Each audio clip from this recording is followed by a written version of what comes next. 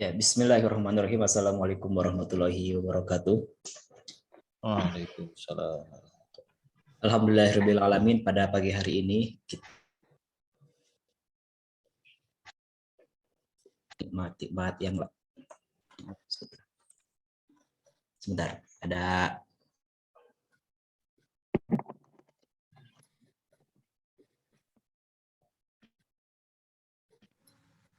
jelas ya.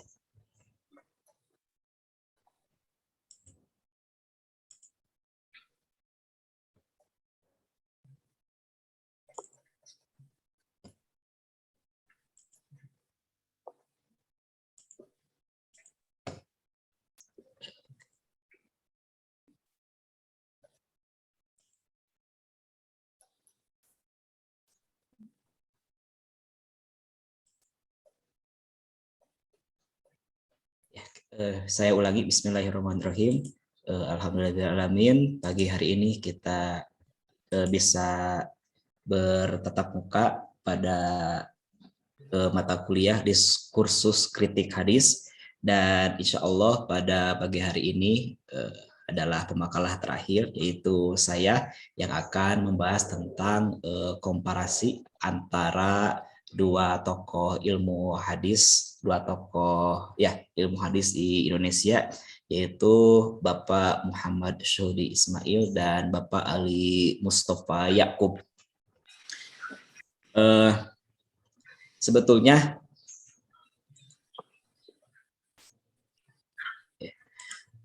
yang paling pas untuk judul itu adalah metode kritik hadis, ya, kajian komparatif Syuhdi Ismail dan Mustafa Yakub, sesuai dengan mata kuliah diskursus kritik hadis, sebetulnya seperti itu. Tapi sejauh penelusuran saya berkenaan dengan buku-buku yang ditulis oleh kedua ulama tersebut, yang paling pas itu adalah mengkomparasikan dua buku beliau yang berjudul, yang pertama, kalau Pak Ali Mustafa Yakub itu adalah Cara Benar Memahami Hadis, dan yang kedua itu adalah buku Muhammad Syuhdi Ismail yang berjudul Hadis Nabi yang Tekstual dan Kontekstual. Kenapa dua buku itu yang saya komparasikan? Karena di dalamnya terdapat, karena apple to apple, dalam artian seimbang keduanya, isinya terdapat metodologi dalam memahami hadis, serta memang ada beberapa hadis, contoh hadis yang diambil oleh kedua ulama tersebut, yang dipahami menurut cara pemahaman hadisnya. Sebetulnya ada lebih definitif buku yang ditulis oleh Ali Mustafa Yakub, yaitu metode kritik hadis. Sebetulnya ada yang lebih definitif, pas untuk dikaji di mata kuliah diskursus kritik hadis ini. Akan tetapi sejauh penelusuran saya tidak menemukan buku dengan tema yang sama yang ditulis oleh Muhammad Syuhdi Ismail. Gitu ya. Sejauh penelusuran saya tidak ditemukan buku dengan tema yang sama. Sehingga saya tidak menggunakan buku kritik hadis yang ditulis oleh Mustafa Yakub untuk dikomparasikan dengan Muhammad Syuhdi Ismail, karena tidak sebanding, tidak apple to apple, sehingga untuk judulnya, sehingga lahirlah metode pemahaman hadisnya, kajian komparatif Syuhdi Ismail dan Bapak Ali Mustafa Yakub, seperti itu. Tulisan ini bertujuan untuk mengetahui metode pemahaman dari dua ulama hadis Indonesia, yaitu Muhammad Syuhdi Ismail dan Ali Mustafa Yakub, serta melihat kesamaan dan perbedaannya. Tentu namanya juga komparasi. Dalam hal ini, studi yang digunakan adalah deskriptif analisis. Kemudian, hasil penjelasan yang didapat adalah keduanya dalam memahami hadis melakukan analisis teks dan melihat situasi dan kondisi di mana hadis itu muncul. Jadi ada persamaannya. Perbedaannya terletak dalam istilah dan pendekatan yang digunakannya saja. Jadi hanya istilah saja yang berbeda, serta ada metode yang ditawarkan oleh Syuhdi ditambah analisis terhadap posisi Nabi pada saat menyampaikan hadis, yang mana ini tidak ditemukan di bukunya Bapak Ali Mustafa Yakub. Saya langsung ke biografi singkatnya saja. Yang pertama adalah Bapak Syuhdi Ismail, nama lengkapnya adalah Muhammad Syuhdi Ismail, yang lahir di Lumajang, Jawa Timur. kan. Di bawah ini mungkin teman-teman secara sendiri bisa membacanya di artikel yang saya share di grup berkenaan dengan biografi. Saya lewat saja, bisa teman-teman baca. Kemudian karya-karyanya pun tentu sangat banyak, dan saya di sini hanya memasukkan beberapanya saja. Kalau semuanya mungkin akan sangat banyak sekali. Nah, langsung ke intinya, yaitu ke poin ketiga berkenaan dengan metode pemahaman hadis Muhammad Syuhudi Ismail. Nah, yang pertama yaitu adalah menganalisa teks, analisis teks. Dalam hal ini meliputi hadis yang berupa jawami'ul kalim, yaitu ungkapan singkat namun maknanya padat. Selain itu ada juga hadis Nabi berupa tamsil atau perumpamaan. Kemudian ada juga ramzi atau bahasa simbolik, ada juga bahasa percakapan dialog, ada kiasi atau ungkapan yang bersifat analogi, dan lain sebagainya. Nah, yang pertama, dalam persoalan jawami'ul kalim. Nah, Nabi mempunyai kemampuan dalam mengemukakan jawami'ul kalim. Sebagaimana sabdanya, saya diutus oleh Allah dengan kemampuan untuk menyatakan ungkapan-ungkapan yang singkat namun padat maknanya. Nah, maka tidaklah heran, teman-teman, apabila banyak dijumpai matan hadis yang berbentuk jawami'ul kalim. Itu hanya pendek-pendek saja, namun mempunyai makna yang sangat dalam. Seperti misalkan sebuah hadis yang menyatakan perang itu siasat. Nah, ini contoh hadis yang ditampilkan oleh Muhammad Syuhudi Ismail dalam bukunya, Perang itu Siasat. Menurut Syuhudi Ismail, hadis tersebut dipahami dengan petunjuk sejalan dengan redaksi teks. Hadis tersebut sifatnya universal dan global, dikarenakan tidak terikat oleh skala ruang dan waktu. Perang yang dilakukan dengan cara apapun dan menggunakan alat apa saja sudah pasti membutuhkan siasat. Gitu. Kedua, matan hadis yang berbentuk tamsil atau perumpamaan. Seperti hadis yang mengatakan bahwa dunia ini adalah penjara bagi yang beriman dan surga bagi yang kafir. Nah, Syuhudi Ismail berpendapat bahwa hadis tersebut itu tidak dipahami secara tekstual, akan tetapi harus dipahami secara kontekstual. Hadis tersebut juga statusnya maudhu, karena bertentangan dengan dalil yang bersifat umum, di mana Islam memberikan perintah kepada umatnya untuk bekerja dan berusaha, gitu kan, demi kelangsungan hidup di dunia dan begitu pun di akhirat. Nah, kemudian yang ketiga, ada matan hadis yang bersifat kiasi, analogi. Nah, dijelaskan oleh Syuhudi Ismail bahwa analogi juga termasuk ke dalam bentuk matan hadis. Misalnya hadis tentang penyaluran hasrat seksual di jalan yang halal adalah sedekah. Hadis tersebut memenuhi syarat hadis analogi yang adanya hubungan yang logis antar dua objek yang dianalogikan. Itu yang pertama, metode yang ditawarkan oleh Muhammad Syuhudi Ismail, yaitu menganalisa teks. Nah, yang kedua, setelah menganalisa teks, yang kedua adalah mempertimbangkan konteks hadis. Nah, dalam bukunya, Muhammad Syuhudi Ismail memahami hadis juga melibatkan konteks munculnya sebuah hadis. Maka Syuhudi melihat konteks hadis menjadi dua segi, yaitu segi posisi dan fungsi Nabi, dan segi situasi serta kondisi di mana suatu hadis itu muncul. Yang pertama, posisi dan fungsi Nabi. Nah, menurut Muhammad Syuhudi Ismail, beliau melihat bahwa Nabi Muhammad itu dapat diidentifikasikan perannya dalam banyak fungsi. Antara lain, ada Nabi itu sebagai Rasul, ada juga posisinya sebagai kepala negara, pemimpin masyarakat, panglima perang, hakim, suami, dan ada juga Nabi secara pribadi, secara manusia.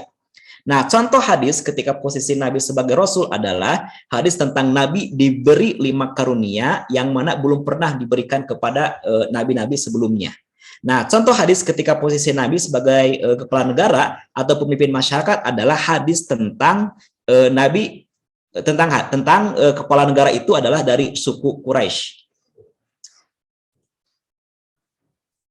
Nah, bagaimana cara memahami hadis tentang pemimpin itu dari kalangan suku Quraisy? Nah, menurut Syuhudi Ismail, hadis tersebut itu bersifat temporal. Karena temporal otomatis tidak universal.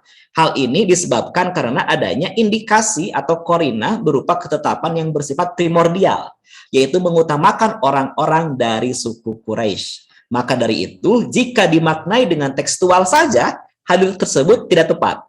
Karena hadis tersebut akan bertentangan dengan hadis atau dalil lain yang dibawa oleh Nabi Muhammad SAW. Itu cara memahami hadis Nabi pada saat posisi Nabi itu sebagai kepala negara. Kemudian yang kedua, contoh hadis ketika posisi Nabi sebagai manusia biasa nih. Contohnya itu adalah ketika ada suatu hadis yang menceritakan tentang Nabi tidur di masjid sambil mengangkat satu kakinya itu di kaki yang lain, gitu. Nah, menurut Suhudi Ismail,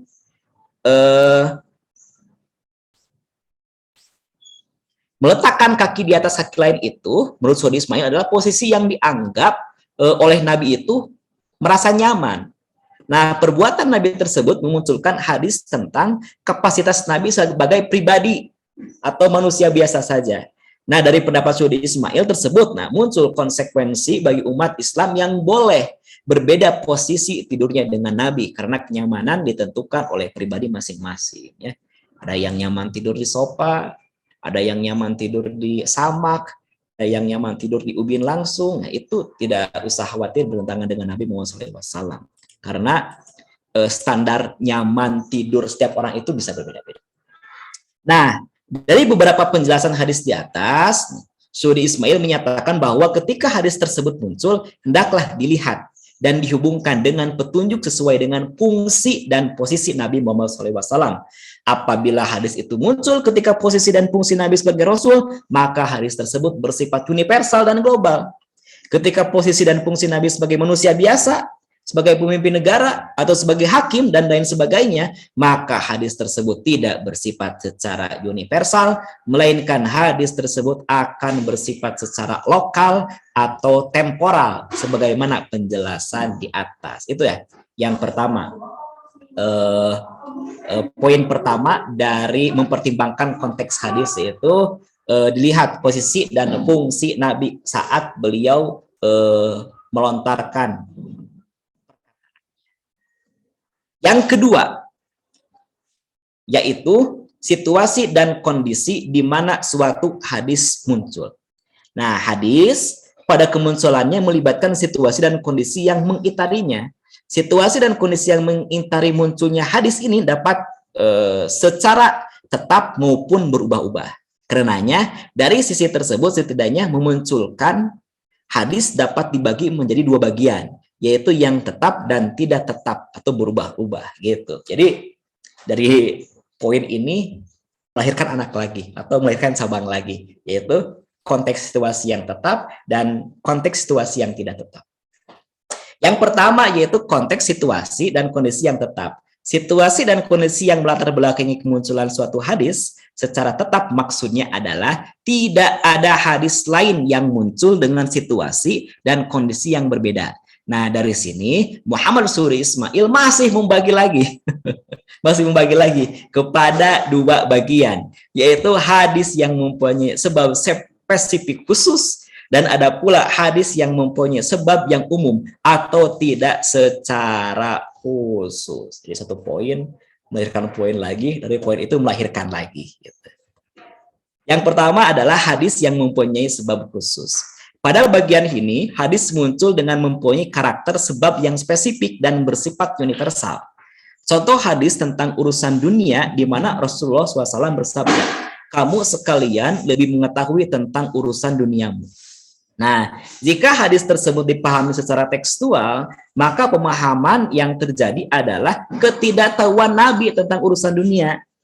Nah, dalam urusan dunianya masing-masing, Nabi menyerahkan hal tersebut kepada umat Islam. Pendapat lain mengatakan hadis tersebut menunjukkan bahwa dikotomi terjadi dalam kehidupan umat Islam, yaitu urusan dunia dan urusan akhirat. Jadi pemisah antara urusan dunia dan urusan akhirat. Pemahaman tersebut akan bermuara kepada keharusan sikap hidup yang sekuler gitu.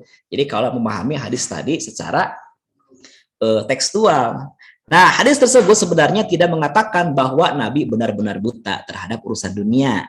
Lebih tepatnya, dunia dalam hadis tersebut dipahami sebagai profesi atau suatu bidang keahlian.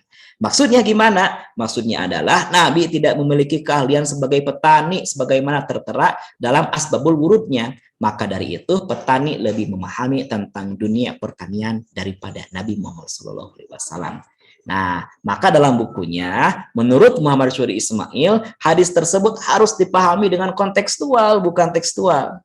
Maksud dari hadis tersebut adalah penghargaan Nabi terhadap keahlian profesi atau bidang keahlian. Artinya, para petani lebih paham tentang dunia pertanian daripada mereka yang bukan petani. Begitupun profesi yang lainnya. Dan hadis ini pun tentang penghargaan dan bidang keahlian yang bersifat universal dan temporal. Dalam artian, profesi kita sekarang pun, keahlian yang kita miliki sekarang pun itu mendapatkan penghargaan dari Nabi Muhammad SAW. Itu yang pertama, yaitu hadis yang mempunyai sebab khusus. Yang kedua, hadis yang tidak mempunyai sebab khusus. Hadis ini memiliki karakter, yaitu ketika hadis ini muncul tidak mempunyai sebab yang berkaitan secara spesifik. Akan tetapi ketika hadis ini muncul dapat dilihat dari segi situasi sosial pada masa Nabi Muhammad SAW. Bagaimana contohnya? Misalkan, contohnya tentang ru'yah dan hisab. Nabi bersabda, kami adalah umat yang ummi, tidak pandai menulis dan tidak pandai menghitung. Bulan itu begini dan begini. Ada kalanya 29 hari, ada kalanya 30 hari. Nah, dalam bukunya ini Muhammad Syuri Ismail berpendapat bahwa pernyataan Nabi tersebut lebih tepat dipahami secara kontekstual, bukan tekstual. Karena apa yang dikatakan Nabi dalam hadis tersebut sifatnya temporal, bukan universal. Hal tersebut terjadi ketika masa Nabi saja. Sedangkan masa Nabi sudah wafat, termasuk zaman modern sekarang, ketika umat Islam sudah banyak yang pandai dalam hal menulis, membaca, menghitung, melakukan hisab awal bulan, bahkan umat Islam modern sekarang banyak yang sudah pandai menggunakan teknologi yang canggih untuk menentukan dan mengetahui awal bulan Komariah. Makanya kalau melihat dari pendapat Muhammad Syuri Ismail berkenaan dengan hadis tersebut yang hanya bersifat temporal saja, maka sudah tidak laku lagi untuk melakukan ru'yah untuk menentukan awal bulan seperti itu. Makanya tapi masih laku sih di Indonesia ya ru'yah setiap itu lah itu mah. No comment, masih salah. Yang kedua, soalnya direkam sama Kang Ila di upload bahaya. Yang kedua, konteks, situasi, dan kondisi yang tidak tetap dan berubah-ubah. Nah, hadis pada bagian tersebut mempunyai karakter, yaitu hadis yang membahas problem atau masalah yang serupa. Akan tetapi waktu munculnya hadis tersebut berbeda, sehingga mengakibatkan kandungan hukum yang ada di dalamnya berbeda. Nah, langsung aja contohnya. Semisal hadis Nabi yang melarang buang hajat menghadap atau membelakangi kiblat. Kemudian terdapat hadis lain juga yang serupa, yaitu ketika Abdullah bin Umar melihat Nabi di atas dua batang kayu untuk buang hajat dan beliau menghadap Baitul Maqdis. Nah, dua keterangan hadis tersebut menjelaskan masalah yang serupa, akan tetapi maknanya berbeda. Nah, hal tersebut menimbulkan kesan bahwa hadis tersebut kontradiktif. Nah, Syuri Ismail kemudian membuat penyelesaian permasalahan terhadap dua hadis tersebut melalui konsep al-jam'u wa al-taufiq. Apabila diperhatikan, hadis pertama adalah larangan membuang hajat dengan mengarah ke kiblat atau membelakanginya. Nah, hadis tersebut ditinjau dari segi konteksnya, yaitu yang dimaksud Nabi adalah larangan menghadap kiblat dalam membuat hajat di area terbuka.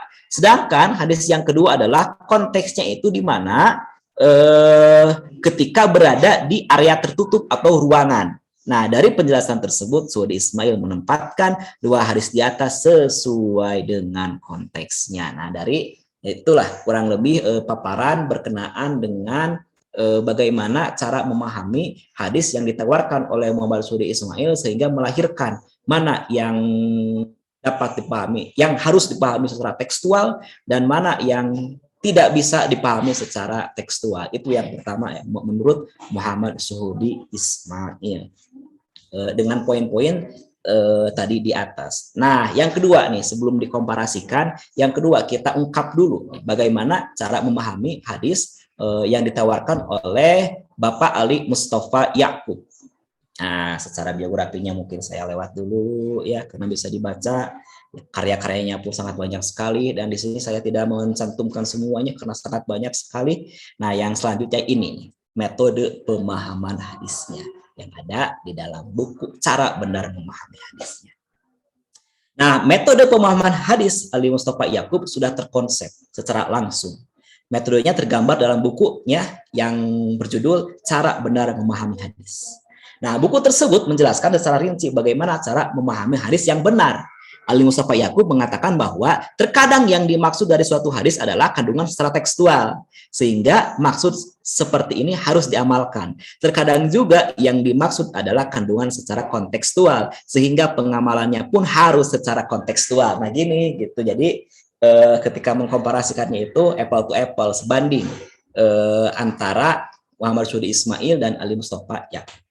Nah, Ali Mustafa Yakub dalam paparannya juga memberikan kaidah dan cara memahami hadis dengan memperhatikan. Nah, ini kaidah-kaidahnya. Kaidah-kaidah seperti berikut. A. Nah, majaz dalam hadis. Sama halnya dalam bahasa Indonesia, terkadang suatu kata disampaikan dengan makna sebenarnya, dan terkadang juga bermakna kiasan. Hadis pun sama. Terkadang disampaikan dengan makna denotatif, dan kadang disampaikan dengan makna konotatif. Jika yang dimaksud makna hadis adalah konotatif, maka tidak ragu lagi bahwa makna yang dimaksud bukan denotatif, sehingga tidak perlu diamalkan dengan makna itu. Dan apabila mengamalkannya secara denotatif, maka salah dalam memahaminya, meskipun tidak masuk ke dalam kesesatan. Misalkan, sebagai contoh, Bapak Ali Mustafa Yakub mengambil hadis tentang bau mulut orang yang berpuasa yang lebih harum di sisi Allah daripada minyak kasturi. Ali Mustafa Yakub mengambil pendapat dari Al-Khattabi yang menyatakan bahwa maksud dari aroma wangi parfum kasturi adalah keridhaan dan pujian Allah kepadanya. Artinya, lebih suci di sisi Allah dan lebih dekat daripada keridhaannya. Nah, menurut Al-Baghawi, maknanya adalah pujian Allah kepada orang yang berpuasa dan ridho dengan perbuatannya. Nah, di sini Bapak Ali Mustafa Yakub mengambil pendapat dari Al-Baghawi dan Al-Khattabi dalam memahami hadis tersebut yang memiliki majaz dalam isinya. Seperti itu. Itu yang pertama. Yang kedua, takwil dalam hadis. Menurut Ibnu Taimiyah, takwil adalah mengalihkan suatu dari maknanya yang rojah kepada makna yang marjuh karena ada indikasi yang menyertainya. Nah, menurut Ibnu Al-Athir, takwil adalah mengalihkan teks lafaz dari makna eksplisit kepada makna yang memerlukan suatu indikasi yang jika indikasi ini tidak ada, maka tidak perlu mengabaikan makna eksplisit dari teks tersebut. Maka hadis yang ditakwil adalah hadis yang tidak dapat dipahami secara makna eksplisit, melainkan dengan makna yang lain. Nah, langsung aja ke contoh. Sebentar, saya tutup pintu dulu karena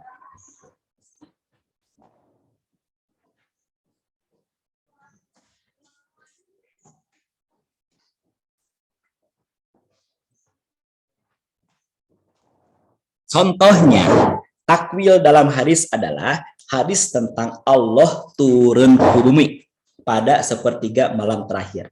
Nah, berkenaan dengan hadis ini, ya, menurut Bapak Ali Mustafa Yakub, kita harus mengimaninya sesuai dengan apa yang disabdakan oleh Rasulullah SAW tanpa membahas bagaimana caranya, tanpa menyerupakannya, tanpa menghilangkan maknanya, tanpa mengubahnya, dan tanpa mentakwilkannya. Sebab sifat-sifat Allah Subhanahu wa taala yang kurang tersebut merupakan bagian dari hal-hal gaib yang tidak dapat kita ketahui kecuali dari Allah Subhanahu wa taala dan Rasul-Nya.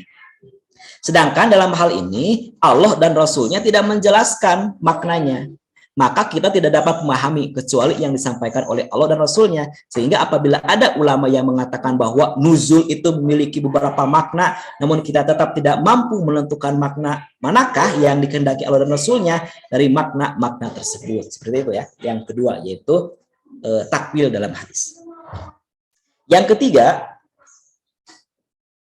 ada ilat dalam hadis. Nah, hadis Nabi kadang berbentuk perintah, kadang berbentuk larangan juga, atau yang serupa dengan lapad keduanya. Nah, jika ilatnya disebutkan di dalam hadis, maka ilat tersebut eksplisit. Namun jika tidak disebutkan, maka ilat tersebut implisit. Nah, tapi harus dibedakan. Maksud dari ilat di sini itu bukan ilat dalam ilmu hadis yang menjadi salah satu faktor penyebab kelemahan hadis. Akan tetapi maksud ilat di sini adalah menurut ulama usul fikih, yang artinya lafadz zohir yang dapat dipedomani dan menjadi pendeteksi hukum, atau suatu sifat yang keberadaannya menyebabkan adanya hukum dan ketiadaannya menyebabkan tidak adanya hukum. Contoh misalkan, contoh ilat yang eksplisit. Nah, ya, ilat yang eksplisit dulu adalah hadis tentang setiap yang memabukkan adalah haram. Hadis tersebut menyatakan secara eksplisit bahwa setiap yang memabukkan, baik cair maupun padat, baik yang matang maupun yang lainnya, adalah haram. Ilat keharaman benda tersebut adalah memabukkan. Dalam hal ini tidak ada perbedaan pendapat di kalangan ulama, sebab ilat yang menyebabkan keharamannya tercantum di dalam teks tersebut, gitu ya. Kalau ilatnya ada di dalam teks, maka tidak menjadi perbedaan pendapat karena jelas ilatnya. Nah, bagaimana kalau contoh ilat yang implisit? Adalah tentang kurban yang diganti dengan uang. Kurban merupakan ibadah yang diperintahkan dan tidak dianjurkan meninggalkannya bagi orang yang mampu melakukannya. Hanya saja yang terjadi sekarang di Indonesia, banyak orang-orang fakir miskin setelah menerima daging kurban, mereka malah menjual daging-daging tersebut sebab mereka lebih memerlukan uang daripada daging. Permasalahannya, manakah yang lebih utama? Beribadah kurban dengan menyembelih binatang atau bersedekah seharga binatang tersebut. Nah, mungkin ini Bapak Ali Mustafa Yakub melihat fenomena di sekitar Masjid Istiqlal, gitu. Karena kan beliau imam besar Masjid Istiqlal, ketika masa-masa kurban melihat fenomena ketika membagikan daging kurban itu, ya malah dijual lagi, malahan ada orang-orang apa namanya itu pengepul lah mungkin ya, yang menerima penjualan daging kurban itu dari hasil pembagian yang terdapat di sekitar Masjid Istiqlal. Tapi mungkin di beberapa daerah itu ada yang seperti itu, mungkin tidak. Ya kalau di daerah saya tidak ada. Pendapat pertama, Abdullah bin Umar dan beberapa ulama salaf, misalnya Imam Ahmad bin Hambal dan Imam Abu Al-Zinad, berpendapat bahwa menyembelih hewan kurban lebih utama daripada bersedekah dengan harga hewan kurban tersebut. Mereka mengatakan bahwa Nabi dan para khalifah setelahnya menyembelih hewan kurban karena sesungguhnya mengutamakan sedekah daripada kurban akan berdampak pada sikap mengabaikan perilaku yang disunahkan Rasulullah Shallallahu Alaihi Wasallam. Itu yang pendapat yang pertama. Akan tetapi ada juga pendapat yang kedua, yaitu dari Aisyah dan Bilal berpendapat bahwa mereka sedekah seharga hewan kurban dan itu lebih utama daripada menyembelih hewannya. Aisyah berkata, sungguh aku bersedekah dengan cincinku ini lebih aku suka daripada menyembelih 1000 hewan dan kuhadiahkan ke Baitullah. Nah, demikianlah apa yang dikatakan Aisyah dan Bilal dalam menentukan ilat dalam syariah kurban. Ilat tersebut memberi makan kepada kaum fakir miskin dan membantu perekonomian mereka. Menurut mereka bukan merupakan ibadah individual, melainkan ibadah sosial. Karena ilat ini tidak tercantum di dalam teks hadis, maka ilat tersebut adalah ilat mustanbatoh. Nah, mungkin pendapat ini juga mungkin ya yang digunakan oleh waktu kemarin kurban terakhir kemarin di masa COVID, ada edaran juga dari pimpinan pusat Muhammadiyah yang saya tahu untuk mengganti gitu ya penyembelihan hewan kurban itu dengan sedekah seperti itu. Mungkin pendapat ini yang digunakan. Selanjutnya, geografi dalam hadis. Geografi merupakan ilmu peta bumi yang dapat membantu seseorang dalam memahami hadis. Seseorang muslim terkadang keliru dalam memahami hadis jika tidak mengetahui peta bumi. Nah, contoh, hadis tentang larangan buang hajat menghadap kiblat dan membelakanginya. Ya, hadis pertama, dan anjuran menghadap ke timur atau ke barat. Jadi satu hadis yaitu terdapat larangan untuk buang hajat menghadap ke kiblat atau membelakanginya. Ada satu hadis lagi yang anjuran membuang hajat itu untuk menghadap ke timur atau ke barat. Nah, bagaimana dalam memahami dua hadis tersebut? Nah, dalam bukunya ini Bapak Ali Mustafa Yakub menjelaskan dalam hadis tersebut tidak ditemukan letak tempat ketika Rasulullah menyampaikan hadis tersebut. Namun dalam riwayat lain dari Abdullah bin Umar, beliau berkata, aku naik ke atas rumah Hafsah untuk suatu keperluan. Di sana aku melihat Rasul buang hajat dengan membelakangi Syam. Nah, hadis ini memberikan petunjuk bahwa Rasulullah sabdanya itu setelah berada di Madinah. Hal ini berdasarkan indikasi dari perkataan Abdullah bin Umar. Tahu dari mana? Karena Hafsah adalah istri Nabi yang dinikahi setelah beliau hijrah dan menetap di Madinah. Karenanya dapat ditetapkan bahwa tempat kejadian itu adalah di Madinah. Sementara letak Madinah itu adalah arah utara dari Mekah. Maka tidak heran kalau ketika di Madinah Rasulullah menganjurkan untuk buang hajat itu ke barat atau ke timur. Kenapa? Karena kalau ke utara mah nanti akan membelakangi Mekah, kalau ke selatan nanti akan menghadap ke Mekah, seperti itu. Itu pendekatan geografi dalam memahami hadis yang ditawarkan oleh Bapak Ali Mustafa Yakub. Berikut contohnya. Kemudian ada juga yang budaya Arab dalam hadis. Contohnya adalah hadis tentang menabuh rebana saat pernikahan. Hadis menabuh rebana tersebut banyak dijadikan hujah oleh masyarakat muslim, meskipun sebagian ada yang berstatus lemah. Nah, Bapak Ali Mustafa Yakub mengutip pendapat Imam Al-Kahlani yang mengatakan bahwa hadis-hadis tersebut adalah perintah untuk mengumumkan pernikahan. Mengumumkan adalah kebalikan dari merahasiakan. Perintahnya adalah dengan menabuh girbal yang ditafsirkan dengan rebana.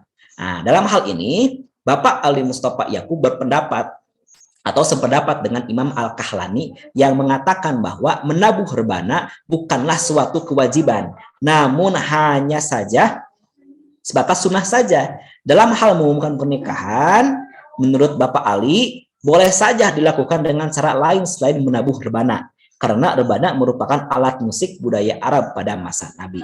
Dan tentunya ini bukanlah bagian dari agama, melainkan budaya Arab semata. Ini dua lagi. Kondisi sosial dalam hadis. Maksudnya, yaitu yang terjadi pada saat Rasul yang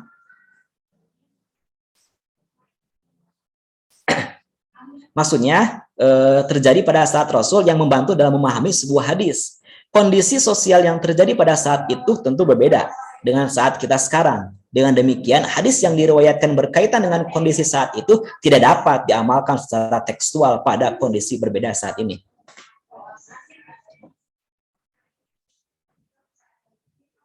Adapun berusaha untuk diamalkan, maka kesimpulan hukumnya tidaklah tepat. Bahkan dapat menyalahi sunnah Nabi. Contohnya misalkan hadis Nabi saat Nabi mengerjakan sholat berjamaah dengan para sahabatnya. Kemudian Nabi melepaskan sandal dan meletakkannya di sebelah kiri. Sudah dapat dipastikan bahwa Nabi melaksanakan sholat itu di Masjidil Haram mengenakan sandal. Rupanya sekarang ini hadis itu tidaklah bisa diamalkan secara harfiah atau tekstual. Kenapa? Karena kondisi sosial pada saat itu berbeda dengan saat ini. Kendati pun tempatnya sama-sama, misalkan di Masjidil Haram, ya berbeda. Karena kenapa? Karena masjid pada masa Nabi itu berbeda dengan Masjidil Haram pada masa sekarang. Kalau pada masa Nabi ya seadanya, dalam artian masih pasir lah mungkin seperti itu, sehingga ketika melaksanakan sholat pun masih menggunakan sandal. Tapi kan sekarang berbeda.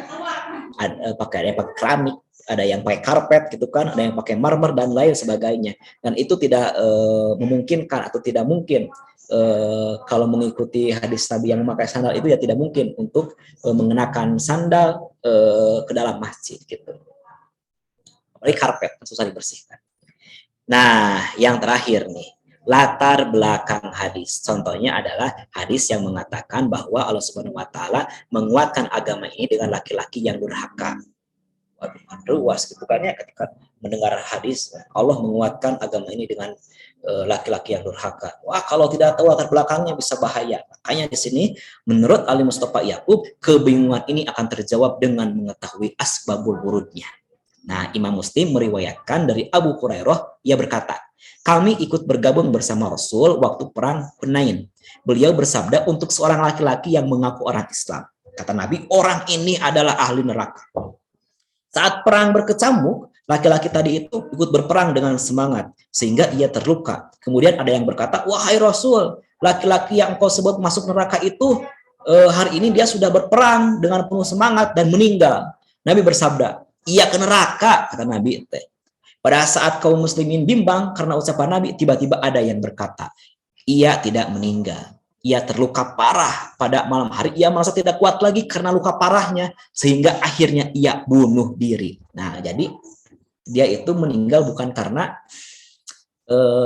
peperangan semata gitu kan. Tapi dia mengakhiri hidupnya dengan cara bunuh diri. Nah, kesaksian ini langsung dilaporkan kepada Nabi. Dan Nabi pun bersabda, Allah Maha Besar, sesungguhnya aku adalah hamba dan Rasulnya. Kemudian ia memerintahkan Bilal untuk menyeru di hadapan orang banyak, sesungguhnya tidak akan masuk surga kecuali jiwa yang muslim. Dan sungguh Allah telah menguatkan agama ini dengan orang yang durhaka tadi. Gitu ya. Selesai pendapat atau tata cara atau cara memahami hadis menurut Bapak Ali Mustafa Yakub. Tadi pun yang pertama sudah. Menurut Muhammad Syuhdi Ismail. Nah, sekarang tinggal mengkomparasikan untuk melihat mana perbedaannya, untuk melihat mana persamaannya. Untuk mempermudah, saya sudah membuat tabel. Nah, ini dalam mengkomparasi, nah ini dapat dilihat dalam tabel di bawah ini. Jadi secara metode pemahaman, gitu ya. Nah, ya. Garis baru nih, jadi kurang enaknya kalau garis baru mah. Lembar yang baru mah. Nah, secara metode pemahaman ada 3 ya yang dapat kita hasil analisis saya itu. Yang pertama ada dengan cara menganalisis teks ya. Yang kedua dilihat situasi dan kondisi. Nah, yang ketiga ini yang membedakan adalah melihat posisi Nabi. Nah, Syuhdi Ismail ya, kalau kita menganalisa tabel ini, Syuhdi Ismail dan Mustafa Yakub dalam memahami hadisnya, keduanya sama-sama ya, sama-sama menganalisa teks. Tapi mungkin istilahnya berbeda. Ya.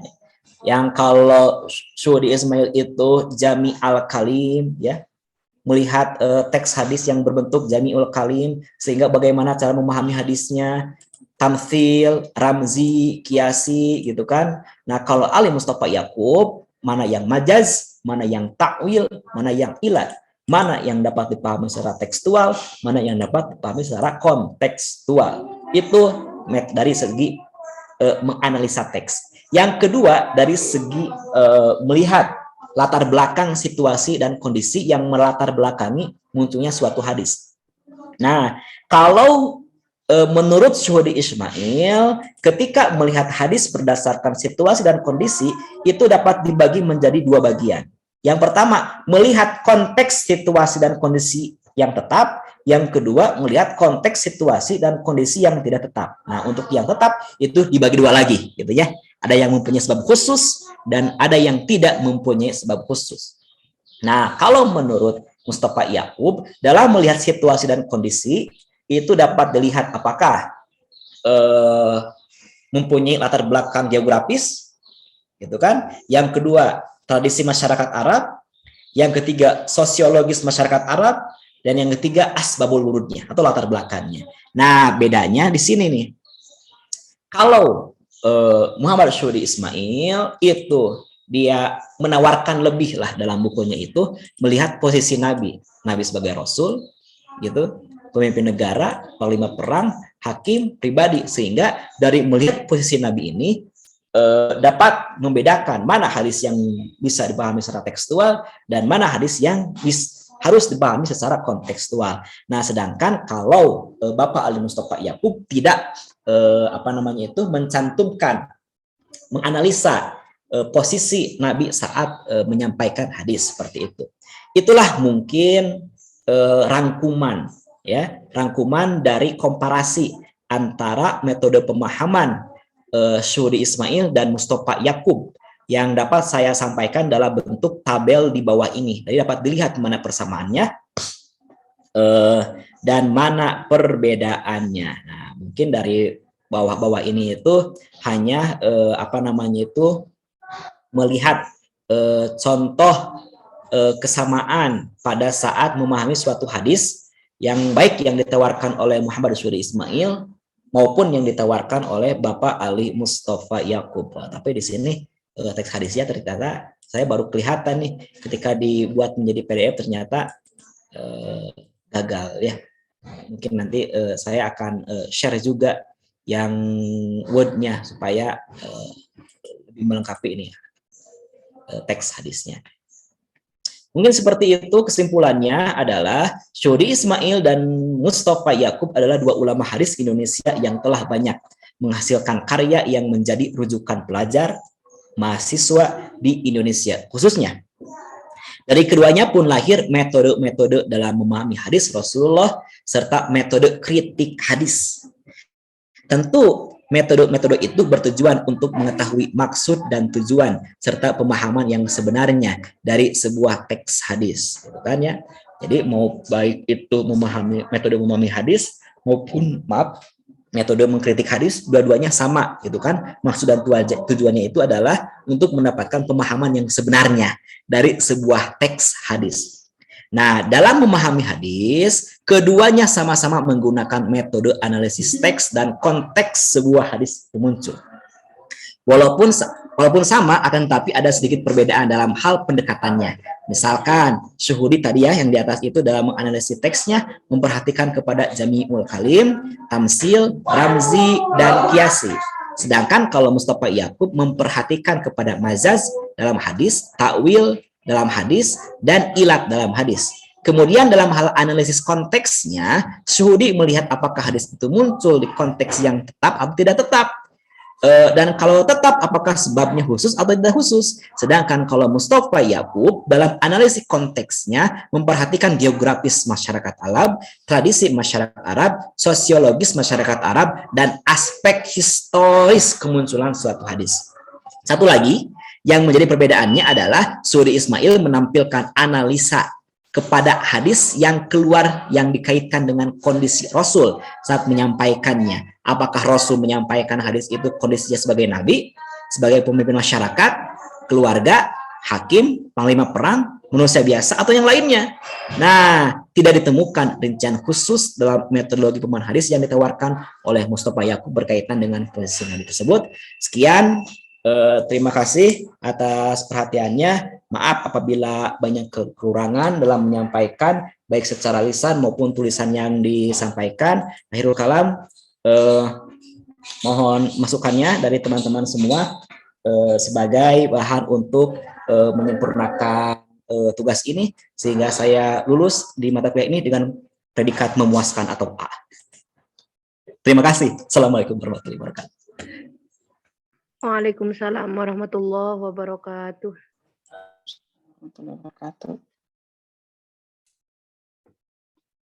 Tadi dibuka Ilan ini.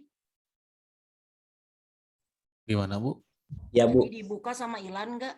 Oh, enggak, Bu. Langsung, Bu. Oh, langsung. Berarti salerdasnya tidak usah ada moderator. Udah otomatis.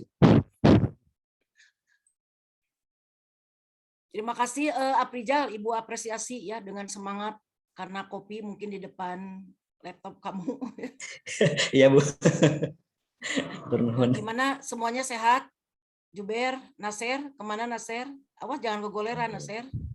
Salman? Salman sakit katanya, Bu. Alhamdulillah. Oh, Salman sakit. Kalau Sayid kemana Sayid? Sakit, Bu, sama. Sakit juga Sayid. Oh, sakit. Sakitnya kenapa? Karena cuaca atau banyak tugas ya? Ya, cuaca plus banyak tugas sepertinya, Bu.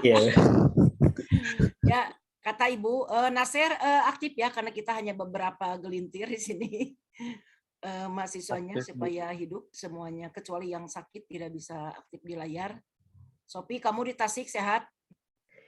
Ini Bu, apa bergilir dari Ana, kemudian saya kebagian, tapi udah mendingan lah. Insya Allah bisa mengikuti ini mata kuliah hari ini.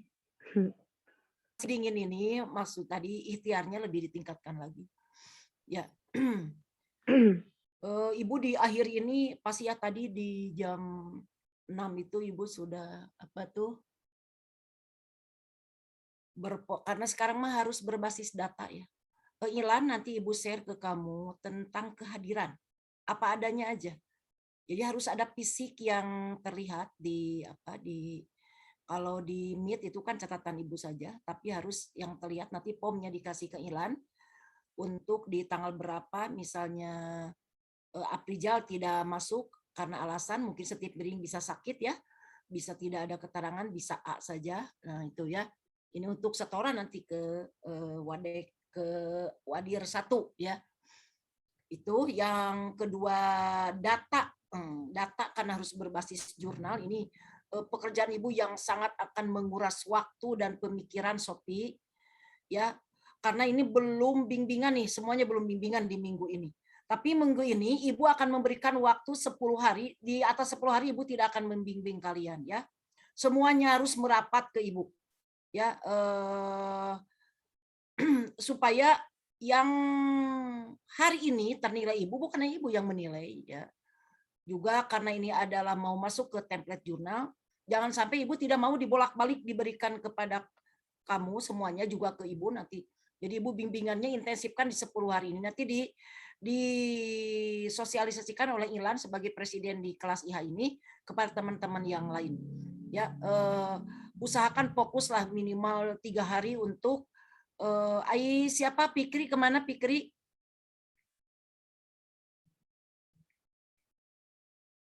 Tidak ada kabar, lagi sakit juga atau kenapa?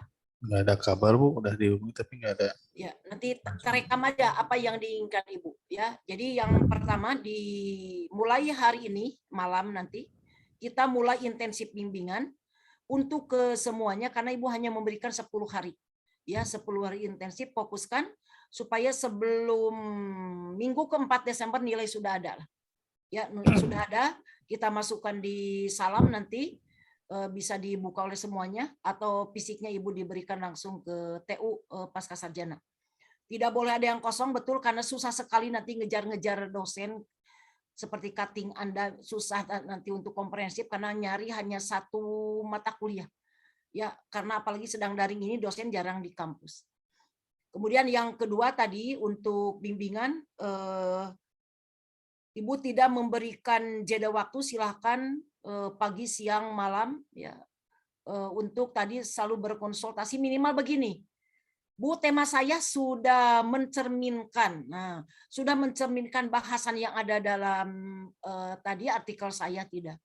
Dari mulai tadi bagian-bagian di dalam template jurnal itu kan harus ada abstrak yang mampu memberikan marketable orang untuk pasti ingin lihat di bahasan selanjutnya. Ya, jadi jangan hanya biasa-biasa ya, termasuk tadi di Aprijal di paragraf pertama itu tidak jelas apa objek bahasannya. Ya, Aprijal. Di metode pemahaman apa kan harus jelas. Metode pemahaman juga kan luas sebenarnya. Metode pemahaman apa yang akan diberikan oleh Aprijal dalam artikel ini? Mungkin tadi metode pemahaman tapi lebih ke linguistik misalnya yang akan dikajinya lebih mengecil, silakan di ini. Ya, tadi di abstrak pemahaman apanya juga tidak jelas. Jadi harus jelas, pasti akan dipinta oleh reviewer dari tema atas ke abstrak. Ya.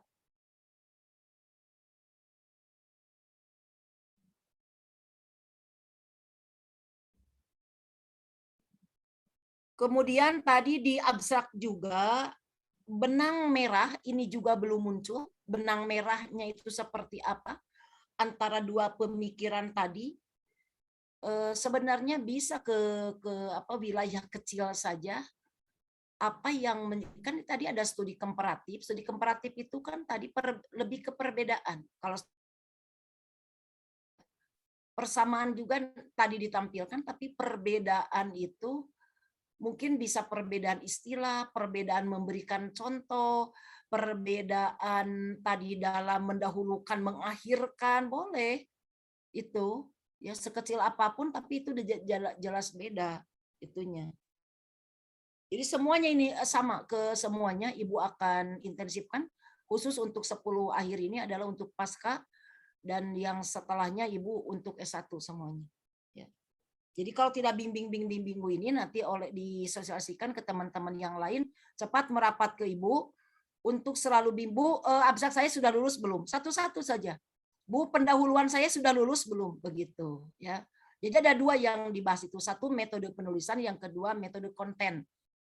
Kayak tadi metode penulisan jelas tadi harus ada abstrak, penulisan karya itu harus dimiringkan, itu metode penulisan. Ya. Kemudian ini membahas semuanya tapi sambil mengkritik Aprijal, karena Ibu tadi sudah mengapresiasi Aprijal, kata Ibu semangat luar biasa, Ibu apresiasi, alhamdulillah. Tapi tadi mari bersama untuk mencari nilai yang terbaik itu kan harus ada ikhtiar, ya. Ikhtiarnya kan Ibu memberikan uraian-uraian apa yang harus diperbaiki. Ya. Kemudian selanjutnya kan pendahuluan. Pendahuluan itu tidak bisa hanya 2 paragraf, Aprijal. Ya. Dan kita tidak boleh hanya langsung, apakah yang memunculkan metode pemahaman itu hanya Mustafa Yakub, dan ini kan tidak. Kan ada ulama-ulama yang berjasa, dan di situ kita mainkan kitab-kitab turos. Aprijal maaf, dia daftar pusaka tidak ada turos, jadi belum lulus, ya harus ada turos. Kita mainkan tadi siapa peletak dasar tadi, para ulama mutaqaddimin yang menjelaskan tadi tentang metode pemahaman. Mustafa Yakub kan ulama kontemporer ya sebenarnya, yang hari ini berbicara di tahun 2000. Beliau itu kan tadi mengutip saja dari ulama, siapa yang pernah dikutip oleh beliau dalam bukunya. Jadi di daftar pustaka minimal itu Mustafa Yakub dan Suhudi Ismail, walaupun dikutipnya hanya misalnya 1,5%, satu aja di daftar pustaka, karena reviewer pasti akan melihat daftar pustaka yang dikutip dari Mustafa Yakub minimal 4 atau 5 buku. Ya, yang berhubungan dengan karya kita. Suhudi Ismail juga begitu. Ya, Suhudi Ismail juga begitu. Karena ini 2 pakar, dua-duanya masukkan. Kemudian kata Ibu tadi mainkan kitab turos dalam memahami tadi. Misalnya tadi ada fungsi hadis sebagai apa, mainkan turos. Di situ kan yang pemikiran Muhammad Al-Ghazali itu dalam kitabnya tentang tadi memposisikan Nabi sebagai ini kan, Muhammad Al-Ghazali juga kan sebenarnya mengutip pemikiran tadi dari Imam Al-Qarafi juga. Tapi Imam Al-Ghazali juga disebut turos lah karena beliau hampir semuanya tadi menganalisis dengan menggunakan bahasa Arab yang modern. Maksudnya turos aja kitab kuning. Ya, jadi tidak ada maksud Ibu kitab turosnya. Jadi belum lulus. Semuanya juga sama, Ilan juga sama, Jubair juga sama. Jadi harus berbanding karya yang sedang dibahas dengan karya turos. Berarti turos itu kan bahasan-bahasan kitab kuning yang di awal-awal sudah muncul tentang tema kita. Ya, mainkan di situ turos. Jadi daftar pustaka itu halamannya cuma 15 halaman, daftar pusakanya yang luar biasa. Nah, itu siapa yang menolak begitu? Ya, itu. Tidak mesti harus contoh juga seperti yang ada di buku Mustafa Yakub tadi, di buku lainnya, tapi tentang itu, maksudnya tentang yang dibahas. Itu lebih bagus, kelihatan ijtihadnya. Jangan ijtihad hanya memindahkan dari satu buku ke artikel Aprijal. Jadi Aprijal tong punung ya oleh Ibu di kemudian mengawali kalimat, Ibu juga kadang di pendahuluan tuh apa Aprijal tuh. Coba bikin subjek yang baik deh gitu ya. Membuat subjek, jangan keterangan. Kalau di Lihat nggak teman-teman tadi di awal kalimat di pendahuluan, coba ditampilkan lagi. Itu subjek atau keterangan ini? Semuanya juga begitu ya. Membuat apa? Nah ini, memahami hadis tidak semata soal mengetahui kandungan maksud. Ini kan tidak enak. Ya jadi kayak keterangan. Sudah aja subjek predikat. Memahami hadis adalah itu aja. Kalau tampilkan di awal kalimat itu kan pertama yang akan dibaca review itu kan main of idea. Memahami hadis Nabi adalah kutip dari mana? Oh, dari Muhammad Al-Ghazali. Oh, ngutip dari siapa Yusuf Qardawi dalam buku Kaifan Nata'amal fil Hadis gitu ya. Nah ini, jadi definisi itu tidak jangan anggoro lah ya. Kalau memahami hadis itu harus pakar lah di sini. Dan dalam jangan keterangan, memahami hadis tidak semata soal mengerti, itu kan keterangan. Tetapi juga merupakan upaya, itu kan keterangan juga. Ya, memahami hadis adalah, nah itu kan adalah itu kan predikat, mau ke objek. Ya, di penjelasan bisa mengutip ini. Nah ini, jadi pendahuluan itu memahami dulu itu apa, yang kedua siapa yang mempelopori di awal perkembangan hadis itu. Jadi siapa yang berjasa di situ, ya misalnya Khatib Al-Baghdadi juga dikutip, beliau sangat luar biasa dalam memberikan pemahaman kontekstualisasi hadis melalui pendekatan kekinian. Nah ini dikutip ini, kita mainkan turos di awal. Karena nanti kalau di pembahasan juga bisa turos untuk contoh-contoh hadis. Nah ini ya, sekali lagi di awal kalimat harus ide pokok harus nampak subjek, predikat, objek. Jangan dulu keterangan. Jadi jangan diawali belum apa-apa. Ada dua, misalnya tadi di awal kalimat intinya jangan jangan berupa keterangan ya, subjek saja, subjek. Jadi runutan logika di pendahuluan harus nampak ya, minimal pendahuluan itu 1,5 halaman karena ini adalah akan memberikan keinginan penulis ya dalam memaparkan tema itu kan tadi dirunut dari pendahuluan. Ya, dari pendahuluan sebelum masuk ke Suhudi Ismail dan ini. Jadi Mas Ibu tadi runutan logika itu tadi siapa di awal itu. Ini kenapa saking urgennya bahwa hadis itu harus betul-betul menjadi apa? Menjadi tadi sumber ajaran yang harus dilendingkan tadi dengan perkembangan zaman. Maka muncul tadi metode pemahaman hadis oleh siapa pakar-pakar yang pada awal kemunculannya dimunculkan oleh ulama siapa dalam buku apa tentunya. Ya, ini bisa dilihat di jurnal-jurnal orang. Kalau kita belum memahami siapa itu banyak sekali di jurnal-jurnal. Emang resikonya harus banyak baca jurnal. Ya pasti. Jadi di paragraf pertama jangan dulu menampilkan Muhammad Zuhri Ismail dan Mustafa Al-Yaqub. Itu di akhir saja karena menjadi ranah pembahasan kita.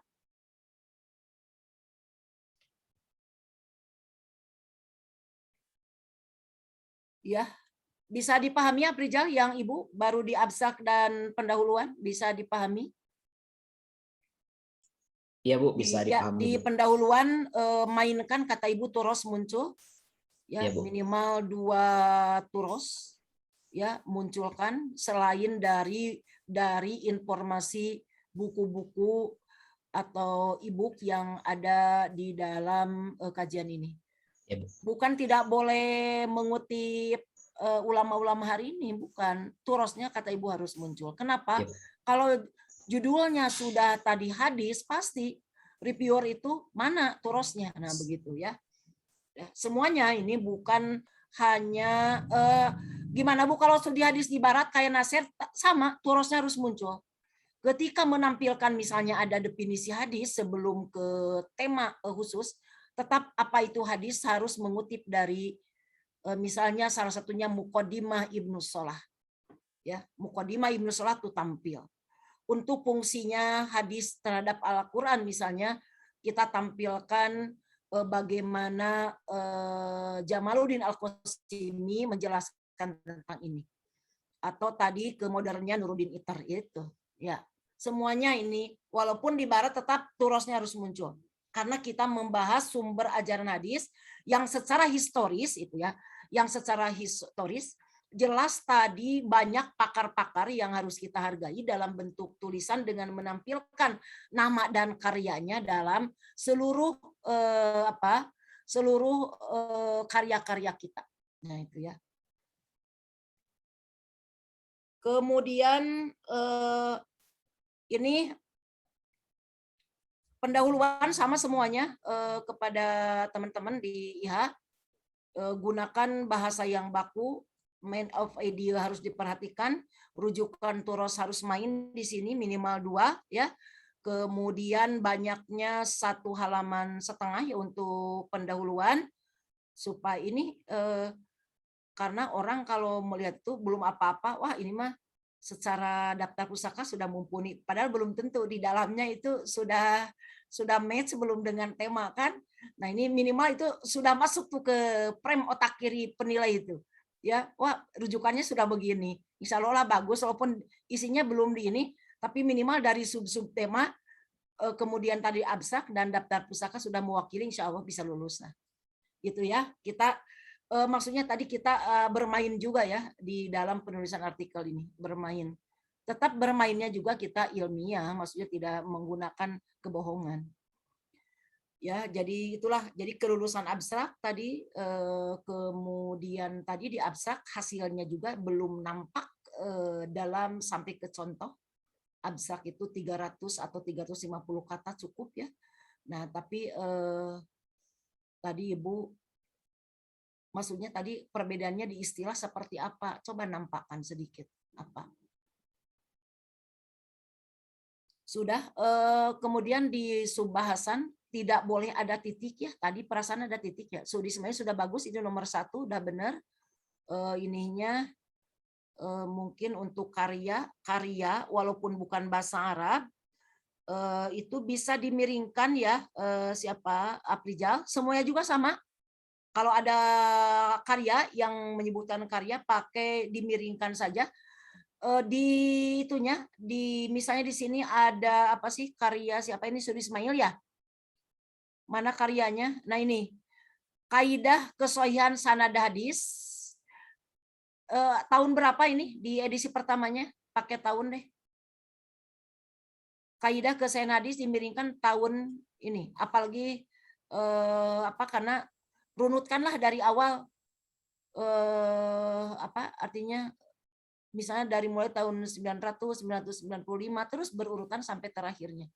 Dari yang pertama gitu ya. Ya, dari yang pertama supaya enak. Berarti Yep. Tidak usah ada suadi di situ, kita pakai itu aja karena sudah ini ya. Sudah saya lihat di kitab aslinya, di buku aslinya Pak Sudi Ismail. Ya, dengan beberapa percetakan ya yang berbeda, boleh dinarasikan dengan percetakan yang berbeda di antaranya di kurungan pada tahun dan dimiringkan, dan bisa pakai nomor enggak supaya terlihat pembaca Ke bawah gitu Bu ya, bisa Bu? maksudnya nomor pakai kurung, kalau mau ke samping pakai kurung saja satunya. Oh iya Bu, bisa. Ya pakai kurung karena itu masuk kalimat, tidak usah ke bawah juga, pakai kurung saja. Ya Bu. Iya, pakai kurung, kemudian dimiringkan, pakai tahun, dan tahunnya harus gradual ya, dari tahun awal sampai yang terakhir sampai dia wafat.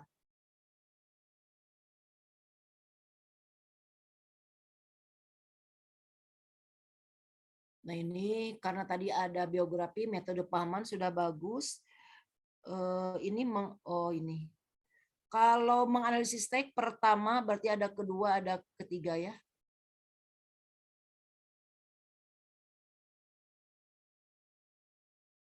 Karena di ujung sudah ada contoh-contoh, tidak apa-apa di sini, hanya berupa statement tidak jadi masalah. Misalnya tadi ada hadis tentang perang itu siasat. Perang itu siasat bisa diputut enggak ya? Supaya jelas mana hadis perang itu siasat, ada hadisnya emang? Teks hadisnya mungkin Bu ya dimunculkan. Mm-mm. Tidak hanya ada keterangan bahwa ada hadis itu mungkin Bu ya. Ya, Ya Bu. Tadinya sih Bu saya tidak memunculkan itu ini untuk berapa halaman? Yang ini berapa halaman jumlahnya? ada 14 halaman plus Nah, dengan kurang, daftar masukkan pustaka aja Bu. hadisnya. Nggak Oh apa-apa ya, sampai 25 halaman lebih bagus. ya Yang Bu. penting munculkanlah hadisnya. Perang Baik, itu Bu. siasat, di aplikasi nanti muncul sendiri, tinggal kopas aja begitu. Ya, supaya lengkap. Iya.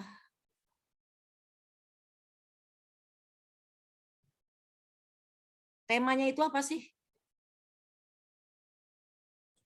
Komparasi. Komparasi, jangan komparasi itulah kalau tidak banyak muncul komparasinya mah ya. Jadi misalnya tadi telah ulang terhadap metode pemahaman hadis Ismail dan ini. Kalau studi komparatif karena ada pesan yang sangat mendalam dari penulis dari Aprijal tentang perbedaan ijtihad dalam memahami hadis misalnya. Karena Ibu lihat belum nampak secara secara benang merahnya apa sih perbedaan pemikirannya gitu. Apakah betul sudah Mustafa Yakub itu tidak memperhatikan situasi muktadol halnya Nabi ketika beliau tadi sebagai pemimpin, betul tidak? Sudah dibaca belum buku-buku yang lain di pengantar memahami hadisnya misalnya? Ya, Aprijal sudah sampai analisis begitu, betul sekali. Karena Belum Bu Aprijal, nah ini takut ini dikritik orang ya, Bu. bahwa beliau tadi tidak memperhatikan itu maksud Ibu tadi. Ya, Ibu. Kemungkinan kecil tidak seperti itu feeling Ibu ya. Pasti Bu. beliau itu karena ulama modern sama dengan Sudi Ismail. Pak Suhudi emang lebih dulu ya daripada Profesor Mustafa Yakub.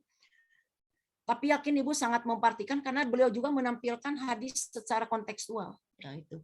Mungkin istilah yang digunakan Sudi Ismail lebih terinci, Sudi Ismail mungkin lebih disingkat-singkat. Padahal kayak tadi situasi dan kondisi sama kan tadi tentang sosiologis itu kan sosiolog apa tuh kondisi dan situasi kan tentang asal urut sama-sama juga beda istilah saja.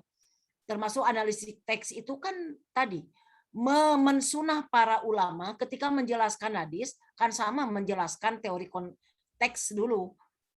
Ya, misalnya tadi kalau Ibnu Hajar Al-Asqalani bahkan beliau tadi sampai apa perbedaan kana dengan kanu itu kan dari sisi kaidah bahasa sampai ditampilkan begitu. Karena ada pesan di situ. Ya, ada pesan yang akan ditampilkan nanti dalam kandungan maknanya. Ya, ini Ibu juga sangat luar biasa ketika mahasiswa dalam maudhu hadis menampilkan minimal kata mufradatnya dari kata apa sebelum masuk tadi dengan istilah keberkahan. Coba mana dasarnya dari kamus itu apa dan dikonversi ke dalam hadis kenapa keberkahan bisa artinya waktu, bisa artinya adalah tempat, bisa artinya tadi Al-Quran. Kenapa jadi beda-beda? Nah itu karena memunculkan tadi mana dasar, juga mana pengembangan sesuai dengan siyakul kalam. Ibu akan nanya mungkin ke Aprijal ya. Menurut Aprijal juga begitu atau gimana ini? Kalau studi komparatif harus nampak perbedaannya. Dan yang dinampakkan objek bahasannya apa? Yang diperbedakannya. Perbedaan ijtihad, memahami atau apa? Nah begitu. Ya, Bu, betul. Bagaimana ini? Ya, Bu. Perbedaan yang nampaknya apa? Mohon. Jadi Bu, kalau betul kata Ibu tadi, kalau berbicara tentang masalah komparasi tentu lebih mengedepankan berkenaan dengan perbedaan-perbedaannya, bahkan sampai tadi bahkan sampai kepada susunan dalam penulisannya pun mungkin itu bisa dimunculkan saking saking ingin dikomparasinya mungkin seperti itu. Akan tetapi Bu, memang salah satu kekurangan terbesar dalam analisis di sini adalah tidak memunculkan atau tidak dielaborasi semuanya dulu gitu Bu, atau dibaca satu-satu semua karya dari kedua ulama tersebut, sehingga ya mungkin benar kata Ibu bisa saja mungkin di buku itu tidak dimunculkan, tapi mungkin di buku yang lain itu dimunculkan dengan istilah yang berbeda atau tidak memunculkan istilahnya, hanya saja dalam memahami hadisnya itu mempertimbangkan hal itu. Jadi memang ada ada kerancuan atau tidak kurang komprehensif lah mungkin Bu kalau tidak membaca semuanya itu. Nah, itulah mahasiswa cerdas itu seperti itu, bisa menerjemahkan keinginan Ibu Aprijal, Ibu apresiasi. Ya, tinggal tobatnya aja. Kalau ingin A begitu. Nasir ingin A, Nasir belum ini nanti Nasir video call-nya dengan Ibu atau Google Meet-nya berdua aja dengan Ibu karena Ibu belum ini harus presentasi di depan Ibu ya. Karena Ibu menilai itu secara tahammul adanya, Ibu melihat gerakan matanya Aprijal itu sampai Ibu nilai. Mengungkap pemikiran walaupun dari tulisan, membaca bacaan hadis juga Ibu, walaupun tadi tulisan hadisnya juga masih ini merah ya. Ini karena mungkin kesalahan, kalau sudah mau ditampilkan tuh tidak boleh ada kesalahan ya seharusnya ya. Nah, Ibu juga memahami, tapi usahakan tadi yang Ibu inginkan itu, alhamdulillah Aprijal sudah bisa menangkap Ibu. Minimal tadi misalnya begini, kalau buku hadis ini kan metode pemahaman lebih ke saya akan menampilkannya ada enggak di linguistik yang perbedaan, atau tadi cara tentang asbuluna yang berbeda atau apa. Emang ini butuh apa? Butuh membaca, bukan hanya di buku bacaan karya beliau saja, juga dari pemikiran orang supaya kita tidak dari awal. Oh, sudah ada nih analisis orang, saya tinggal melanjutkan ya. Dan coba pintar-pintar aja dibelokkannya kemana ini ya. Nah itu jadi untuk tampilan contoh juga kata Ibu boleh tadi dari buku-buku beliau yang lain supaya tidak kelihatan kita hanya mengkopas dari bukunya Mustafa Yakub itu aja misalnya. Perang itu adalah siasat misalnya ini. Ada enggak yang mau diganti dengan Al-Imah fi Quraisyin kan di buku lain mah ternyata Al-Imah fi Quraisyin itu aja Al-Imah fi Quraisyin begitu. Sebenarnya untuk kesimpulan itu kalau kata Ibu kalau studi komparatifnya tidak nampak itu kan harus hati-hati di tema itu, pasti akan ngejar reviewer itu terhadap perbedaan. Ada enggak sub perbedaannya, tentang apa, epistemologinya apa, dan mana bukti contoh data. Nah itu contoh data itu kan diambil dari hadis-hadis tadi. Kalau Imam Bukhari di daftar pustaka sebut aja Jami Usai Bukhari, di penerbitnya mana ditulis saja, itu kan memperbanyak daftar pustaka ya, memperbanyak daftar pustaka. Kalau di bahasan mungkin banyak mengutip ibid-ibid Sudi Ismail, wajar karena kita sedang posisi di situ, tapi untuk meyakinkan tadi ada sedikit mengutip tadi misalnya fungsi Nabi terhadap ini, karena saya juga mengutip dari ulama lain di dalam turusnya ini. Ya, walaupun tadi ada kewajaran ketika di bahasan itu memunculkan nama yang sama karena bukan berarti yang lain tidak boleh, apalagi yang turus, bukan. Nah ini ya, termasuk jurnal juga harus dikutip. Jurnal di daftar pustaka ada nama jurnal, ada edisi berapa, tahun berapa kan ada tuh, dan mengutip tulisan apa kan harus di ini. Nah ini jadi harus ada, ingat daftar pustaka harus ada kitab turos. Misalnya di sini ensiklopedia dunia. Kalau ensiklopedia dunia Islam bisa yang pakai bahasa Inggrisnya enggak?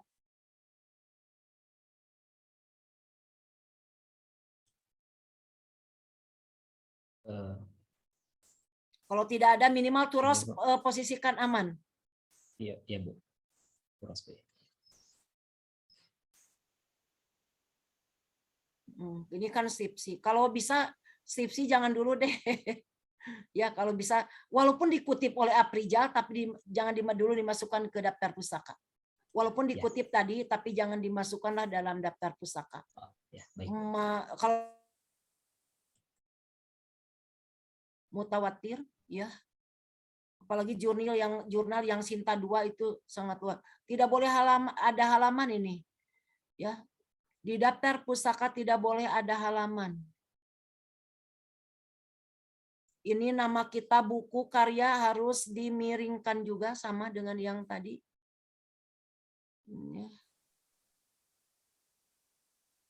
Ya, ini halaman masih mendominasi di sini. Nama penerbit tidak ada, kota terbit juga tidak ada. Ya, ini kan ini ya. Ini kan buku. Pitoro ini itu kan buku bukan? Pitoro ini itu buku bukan? Buku kan? Kalau buku harus ada penerbit, harus ada kota terbit, ya. Halaman dihapus. Walaupun betul kita tinggal kopas, ya kita pakai teori Medley saja untuk tadi dengan sistem akan berkata sendiri. Ya, tidak usah kita secara manual. Nah, Ya, Bu. ini. Turnitinnya juga Ibu akan cek lagi. Ini sudah berapa, Aprijal? Itunya apa? Plagiasinya? Plagiasinya belum dicek, Bu. Harus dicek. Nanti akan dikembalikan, banyak dikembalikan. Ya, Bu. Kita juga sama bisa mensiasati itu. Untuk terjemahan, coba kalau dan di situ pakai kemudian atau serta itu ya, ada sedikit. Pasti kalau terjemahan itu pasti merah semuanya. Karena ngambil dari aplikasi, coba ada sedikit inilah dijelaskan, dinyatakan boleh ada sedikit diganti-ganti gitu. Ya, Ya, Bu. kalau di terjemahan Quran maupun hadis pasti itu kena turnitin banyak, minimal 90%, tapi bisa diakalin loh kita. Kemudian tadi ada kajian Indonesia, studi pemikiran Profesor Doktor. Ini jurnal atau buku? Oh, skripsi ya. Skripsi juga kata Ibu dikeluarkan saja dulu. Ya, Bu. Kecuali ada tesis. Kenapa ini akan melihat? Karena ini adalah pemikiran Aprijal sebagai seorang magister ya. Tingkat analisisnya S1 dengan S2 kan berbeda. Ya, Bu. Walaupun banyak S1 yang bagus, tapi minimal secara tulisan, skripsi ada agak dikebelakangkan. Skripsi agak kebelakangkan, boleh tadi menggunakan yang lainnya di atas skripsi. Ini ada karya Mustafa Yakub, tapi tidak ini apa maksud tidak maksud Ibu tadi kurang, sangat kurang. Ya, Ya, Bu. Ini, iya, Mustafa Yakub. Ini disingkat emang namanya? Itu teh, Bu, apa namanya? Kan pakai pengutipan yang di Word-nya langsung, Bu ya. Jadi kadang ketika dimunculkan otomatis daftar pustakanya, kadang jadi menyingkat sendiri gitu, Bu. Terus yang halaman pun muncul kembali gitu. Walaupun nanti mungkin bisa edit secara manual setelah dimunculkan secara otomatis. Saja, termasuk nama kalau Mustafa itu munculkan lah. Ya, ini Mustafanya munculkan. itu bisa dimunculkan yang asalnya apa jadi Turabian. Kalau Turabian jadi muncul lebih lengkap. Kan itu kalau dilihat bukan Turabian itu jenisnya. Kalau saya waktu itu pas nyetorkan ke jurnal disuruh dirubah supaya muncul namanya nggak disingkat-singkat, saya rubah jadi Turabian. Akhirnya jadi lengkap gitu. Ya. Daripada apa, kalau nggak salah apa itu kan ada. Nah, kita berbagi pengalaman dengan teman-teman yang lainnya ya. Jadi Ibu tidak langsung di ini, Ibu sangat memeriksa tadi dari metode penulisan, kemudian konten juga ya, supaya body magisternya itu diperhitungkan orang. Ya, baik body di konten maupun body di penulisan. Ya, silakan Ibu sangat menghargai Aprijal tadi, karya Aprijal ini juga sudah dapat nilai ya. Tapi mungkin kalau ingin A, kata Ibu tadi ada perbaikan yang inilah ya, yang komprehensif itu ya semuanya. Kita bukan tawar-menawar nilai sebenarnya, makan Ibu al-ajru biqadril masyaqqah gitu ya. Al-ajru biqadril masyaqqah. Nah, itu ya. Silakan di minggu ini intensifkan semuanya bimbingan.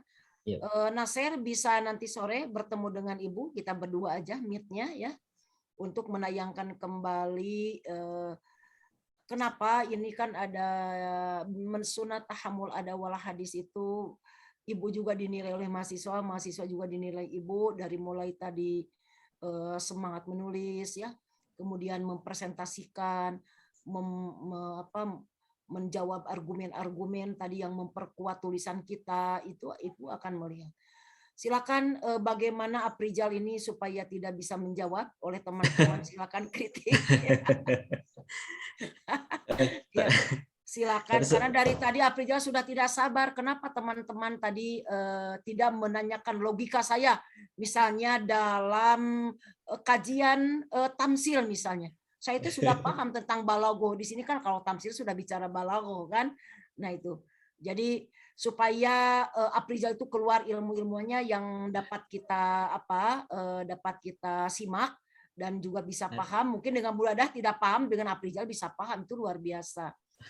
Ya, silakan mulai dari siapa? Sophie, silakan. Tanya sesulit mungkin. Ya, Tapi Bu, sebelum ke sana Bu, kenapa? sebelum ke sana Bu kan tadi ada 2 penawaran sebetulnya Bu ya untuk iya. untuk perbaikan itu dari Ibu itu ada 2 penawaran. Yang pertama itu kalau tidak salah saya menyimak Bu ya. Yang pertama itu adalah lebih dikomprehensifkan kembali dalam hal literatur karya dari kedua ulama itu yang pertama kalau ingin lebih mendalami dari segi komparasinya. Nah, yang kedua itu tadi pun yang ditawarkan oleh Ibu kalau tidak salah itu yang kedua itu adalah diganti temanya Bu katanya. Ibu ya, diganti temanya bukan komparasi tapi lebih kepada kajian kembali mungkin Bu ya kalau tidak salah dengar itu. Nah, kalau kajian kembali itu Bu seperti apa sebetulnya Bu perbedaan dengan komparasinya? Nah, walaupun telah ulang, tetap harus ada benang merah juga. Yang saya simak, yang saya perhatikan dari karya-karya bisa disebutkan tuh dalam pendahuluan itu.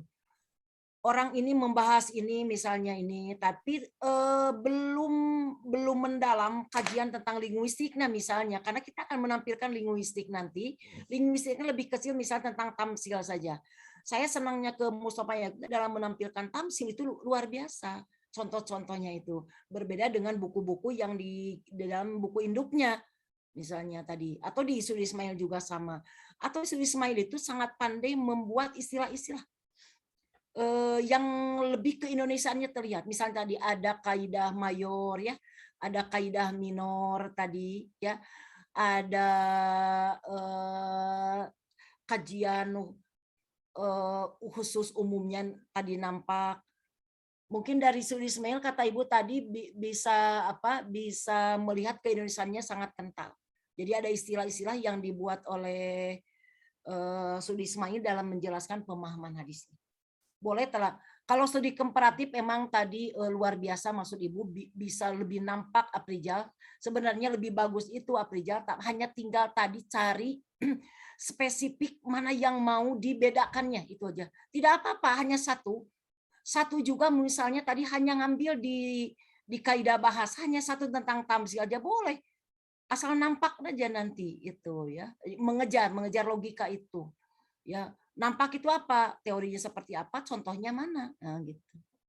Itu mungkin nanti kalau sudah banyak baca minimal tadi 5 jurnal, kemudian 5 buku juga tidak semuanya dibaca, tidak, hanya di daftar isi lihat saja yang khusus kasusnya tentang saya itu aja, tidak semua dari bab 1 sampai akhir, tidak mesti.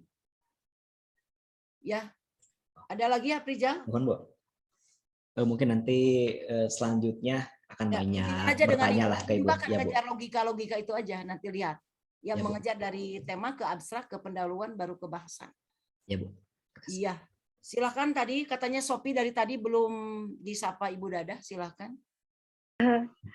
Sebetulnya tadi sih Bu yang lebih ke perbedaan, yang tadi kan komparasi persamaan udah, terus saya juga ini sebenarnya yang inti itu yang dibutuhkan atau yang diinginkan oleh kita itu sebetulnya perbedaan pemahaman atau perbedaan pemikiran antara Sudi Ismail dan Mustafa Yakub. Tapi saya baca di kesimpulan memang ada sedikit ya, Kang Aprizal, yang ada sedikit memang, tapi tidak dijadikan konten.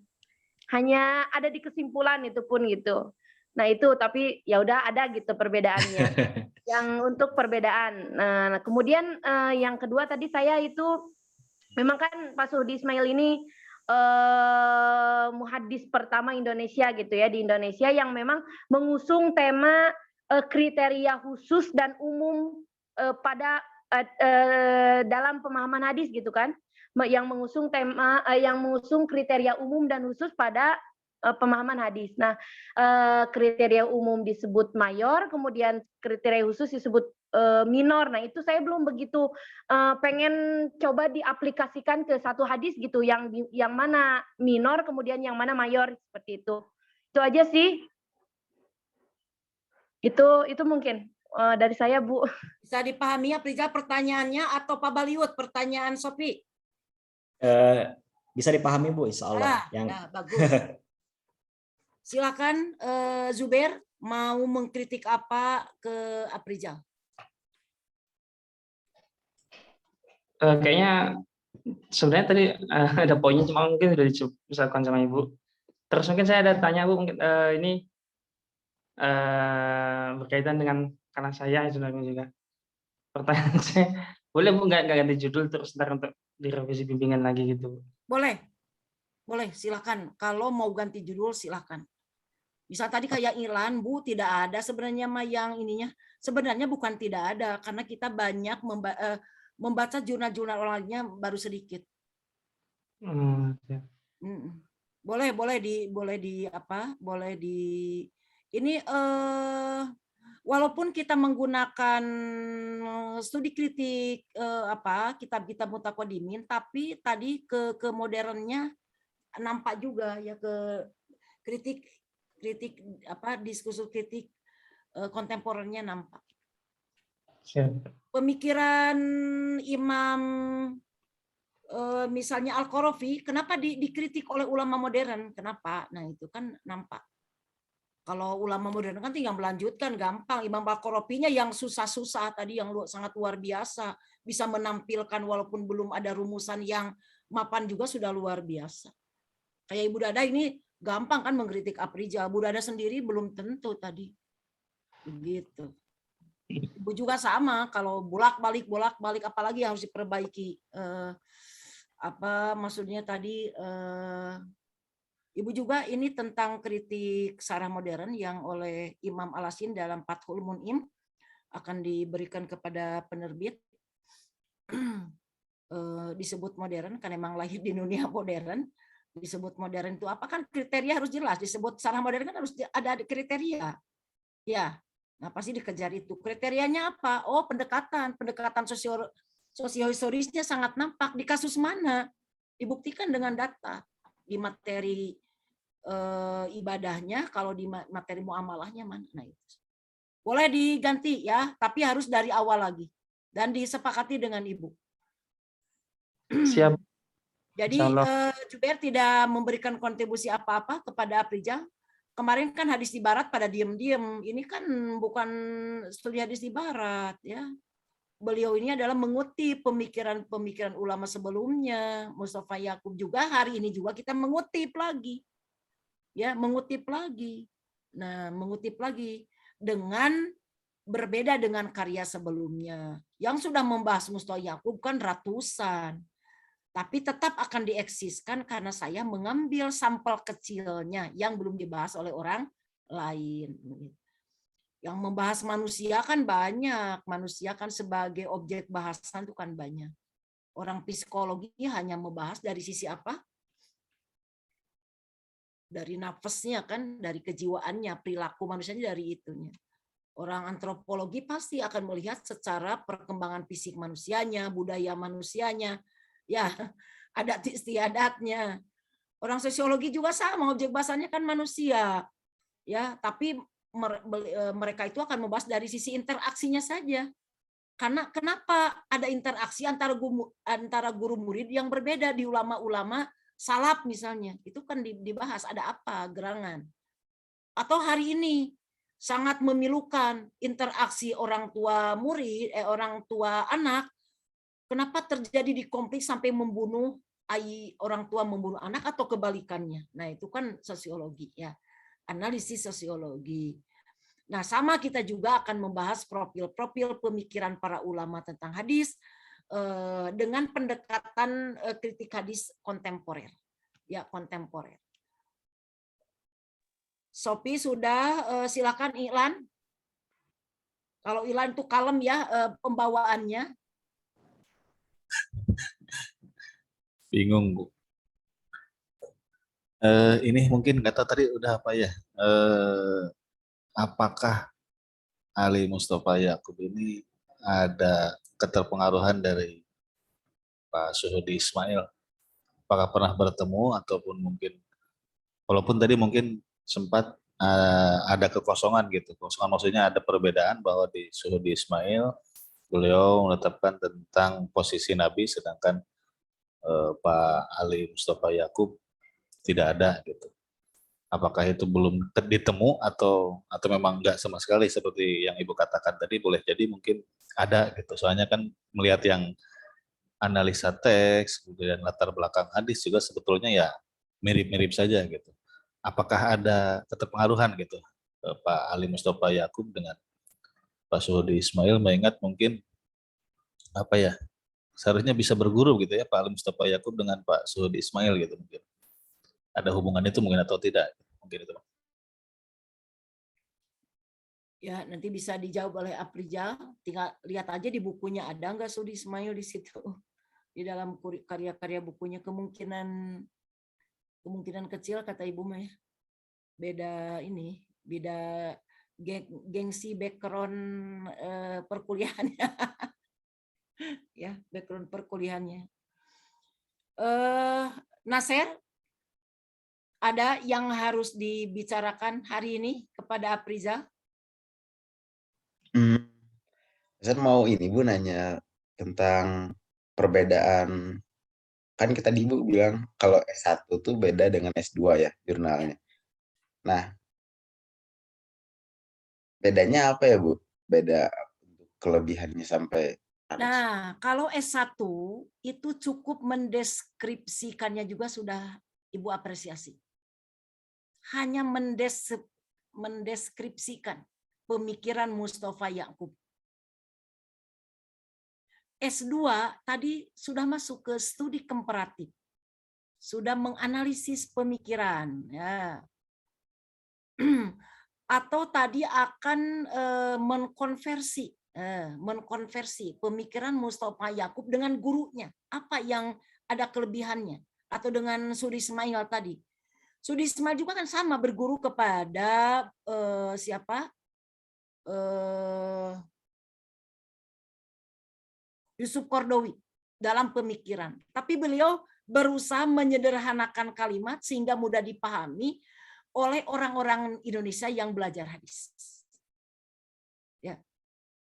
Belajar hadis. Jadi ada tingkatan ya, tingkatan keimanan dalam dunia akademik di magister itu. Jangan hanya mendeskripsikan ya, memindahkan, juga ada tingkat analisis yang walaupun belum melahirkan teori baru tapi sudah bisa menganalisis. Studi komparatifnya di bidang apanya, kemudian seperti apa cara, cara dalam memaparkan tadi penjelasan perbedaannya, mana bukti contoh di karya-karya Suhudi Ismailnya seperti apa. Nah, ya. Jadi ada wilayah tingkatan kemasakotan lah antara S1 S2 kan begitu. Walaupun Ibu lihat di S2 yang pernah Ibu uji tidak alhamdulillah lah agak berbeda karena sudah diarahkan oleh dosen pembimbing. Ya, oleh dosen pembimbing ketika bimbingan. Walaupun di ujian proposal sama kok S1 dengan S2 kalau di sini. Nah, gitu. Tapi dalam perkembangan bimbingan jauh berbeda yang Ibu rasakan. Ya, Nasir? Baik. Maksud Ibu tadi tidak boleh S1, jangan dulu, bukan tidak boleh sebenarnya. Ibu juga menyalahi, tapi usahakanlah supaya Aprijal itu sudah diperhitungkan, belum apa-apa sudah diperhitungkan oleh reviewer itu. Ya, yang dikutipnya disertasi kan begitu. Yang dikutipnya jurnal Sinta 2 gitu.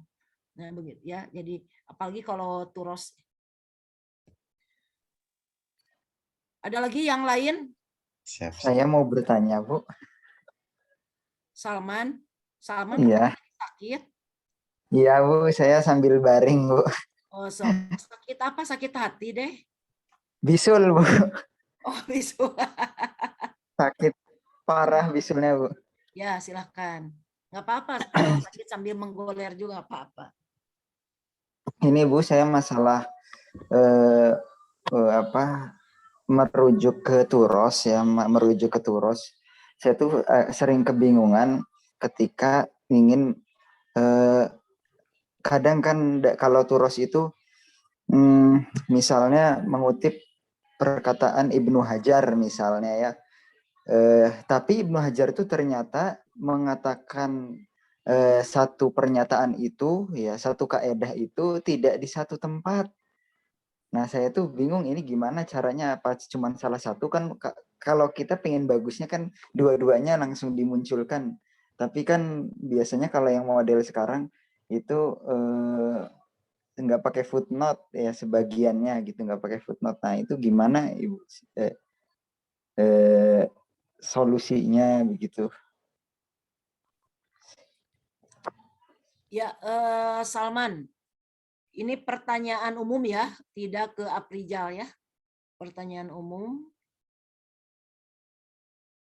Tadi masalahnya ada sebuah pendapat itu bukan? Ibu tadi agak sedikit melihat WA. Jadi ada pernyataan Ibnu Hajar Tentang apa? Tentang ilmu hadis misalnya. Beliau menyatakannya tuh di dua tempat, misalnya di kitab An-Nukat ya, An-Nukat ala kitab Ibni Salah gitu kan, sama di kitab Nuzhatun Nazar itu kan tentang ilmu hadis dua-duanya. Nah, pernyataannya itu sama tapi di dua tempat. Nah, kadang kalau kita pinginnya, kalau saya sendiri pinginnya kan dua-duanya itu disematkan begitu, cuman kalau dilihat model apa? Kalau badinut Model catatan. maksudnya pakai badi. Kalau dipuntut kan enak gitu maksudnya. Ya, iya Bu. Kalau pakai badinut kan Gitu. susah. Nah itu ya. Untuk yang dua rujukan di dalam badinut itu pakai narasi saja nggak apa-apa. Dalam kurungnya kan Ibnu Hajar di kitab misalnya tadi di dalam kitab Sarah tahunnya di ini juga diperkuat di dalam karya yang sama di kitab apa, boleh dinarasikan tuh lebih bagus, lebih kuat ya. Tulis aja dua-duanya, 3 juga apalagi. Bagus-bagus yang 2 itu kan lebih kuat tadi. Ya, tidak usah dalam kurung 2, tidak usah. Misal tadi Ibnu Hajar 2007 ininya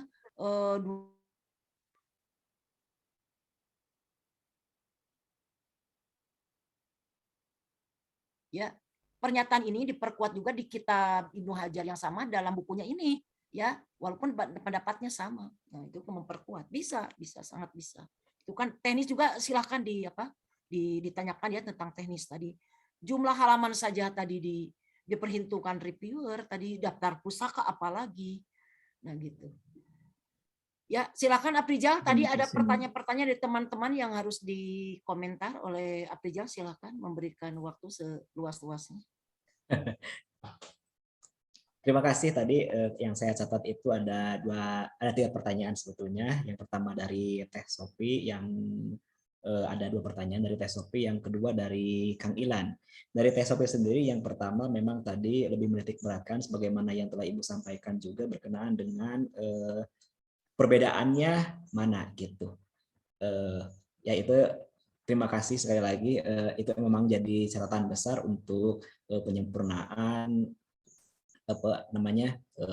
artikel ini. Yang pertama. Yang kedua mungkin tadi kalau tidak salah mencatat itu Teh Sofi menanyakan tentang kaidah mayor dan minor serta contoh-contohnya yang disampaikan atau penerapan dari kaidah mayor dan minor yang dikemukakan oleh hasil pemikiran dari Muhammad Syuri Ismail.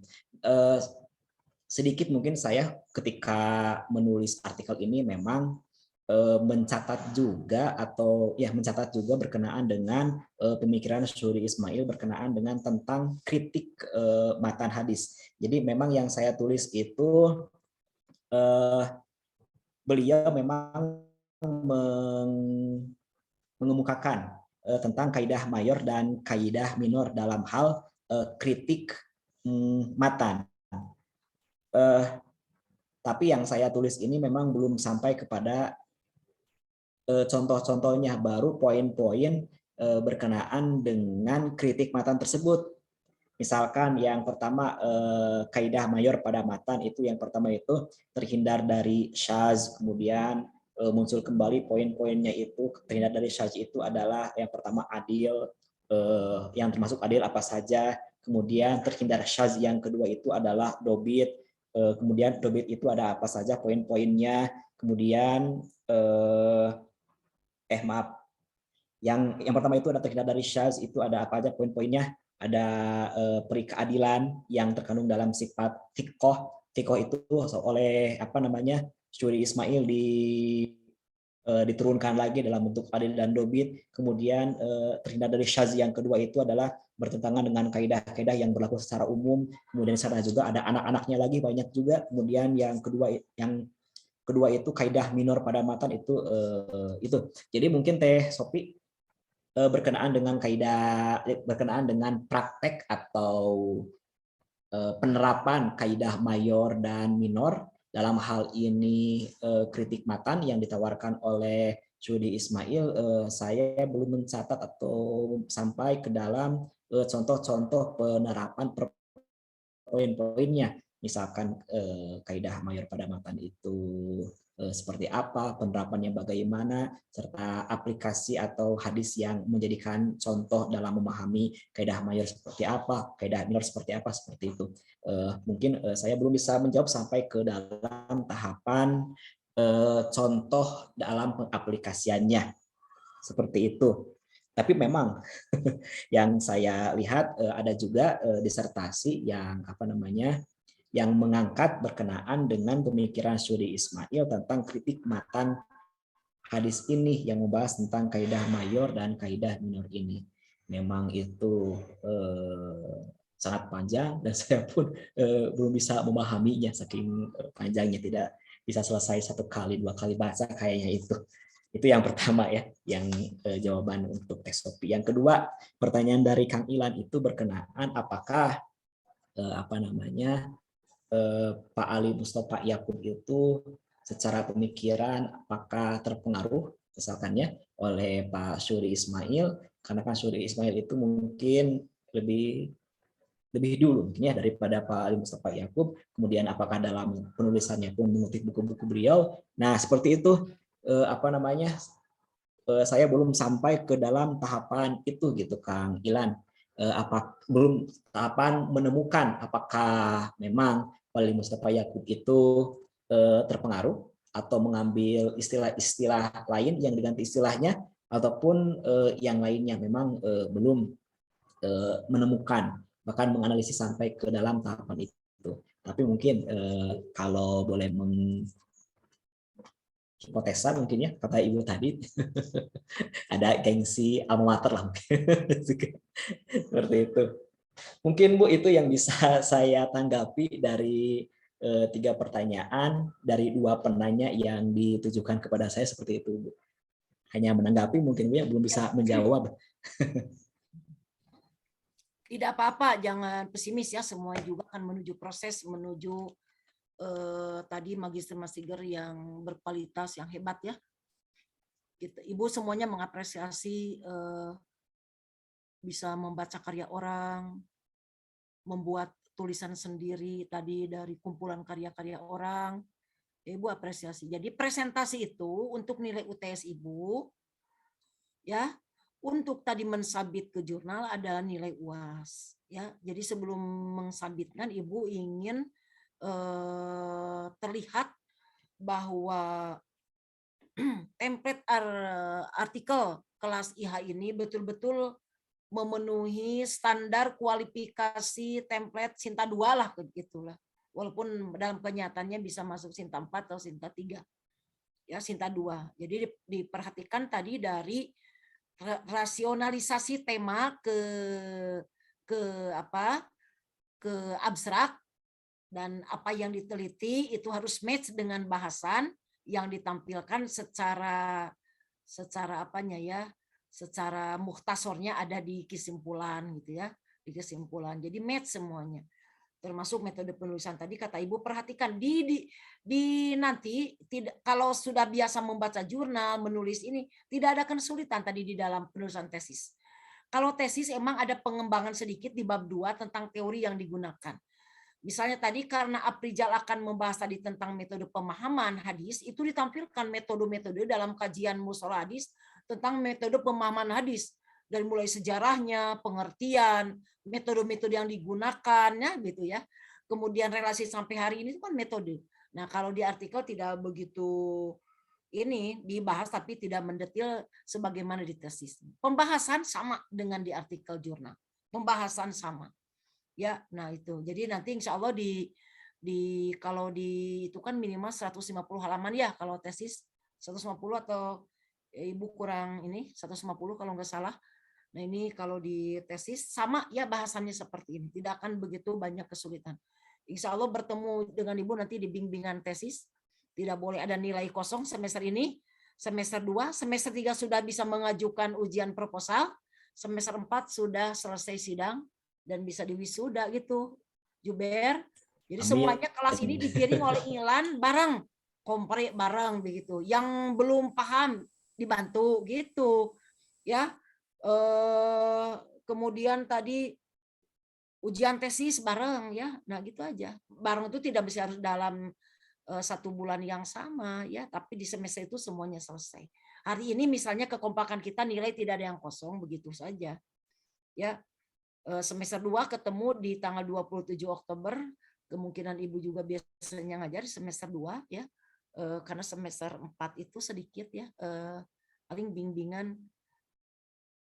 semester itu 9 orang ya, dari 11 jadi 9 orang atau 8 orang yang cutting itu.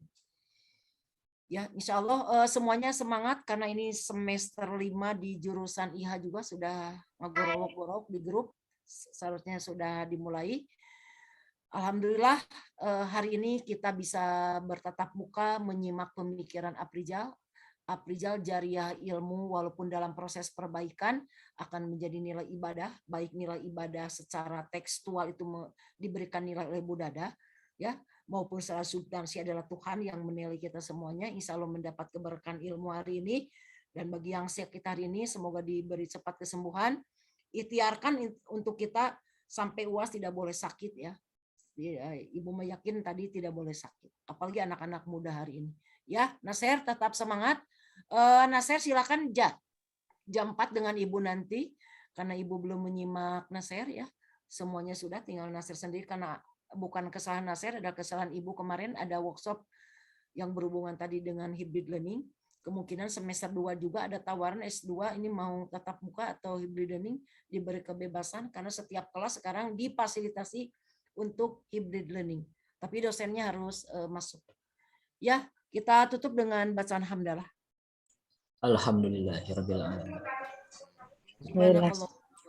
Subhanakallahumma wa bihamdika nasyhadu an la ilaha illa Ilan, ada sedikit prolog dari Kosman nanti dikutip ditulis di grup tentang kontrak dengan Ibu di 10 terakhir ini. Ya, di 10 terakhir ini supaya semuanya merapat, tidak boleh ada yang tidak kalau nilai ingin keluar. Itu aja.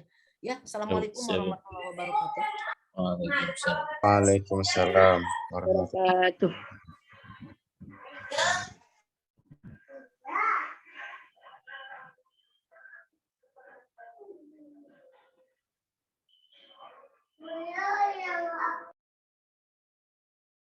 Ya guys, masuk ke grup sebelah guys. Langsung guys.